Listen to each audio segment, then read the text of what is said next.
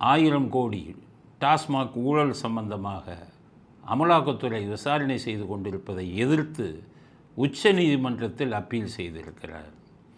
ஏற்கனவே அமலாக்கத்துறை விசாரணையே செய்யக்கூடாதுன்னு சொல்லி ஹைகோர்ட்டில் உயர் நீதிமன்றத்தில் ஸ்டாலின் வழக்கு போட்டார்.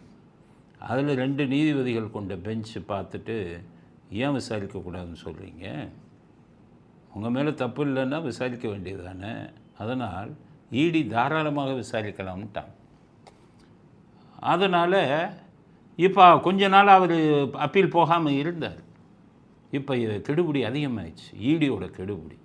விசாகனை போட்டு டாஸ்மாக் தலைமை அதிகாரி விசாகனை போட்டு பிடிச்சி கேள்வி மேலே கேள்வி கேட்குறான்.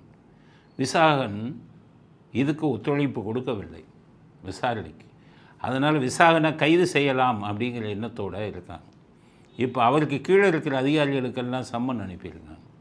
பார்த்தாரு, ரொம்ப நெருக்கி பிடிக்கிறாங்க, நம்ம பையன் கதை வெளியில் வந்துடும், நம்ம கதை வெளியில் வந்துடும்ட்டு உடனடியாக சட்ட நிபுணர்களை கூப்பிட்டு, இவருக்குன்னு ஒரு நிபுணர்கள் வச்சுருக்காருல்ல, அவங்களுக்கு பேர் நிபுணர்கள். ஆனால் அங்கே போனீங்கன்னா அவங்க கபில் சிபல் அந்த முக்கியமான 1 கோடி வக்கீலை தான் பிடிப்பாங்க. கேட்டால் சட்ட நிபுணர்கள்பாங்க. அவங்க இங்கே இருந்துக்கிட்டு அவங்கள கூப்பிட்டு மீட்டிங் போட்டிருக்காரு ஸ்டாலின். உடனடியாக நிறுத்தணும் டாஸ்மாக் விசாரணையை, இல்லாவிட்டால் எனக்கும் என் பையனுக்கும் ஆபத்து அப்படின்னு சொல்லியிருக்காங்க.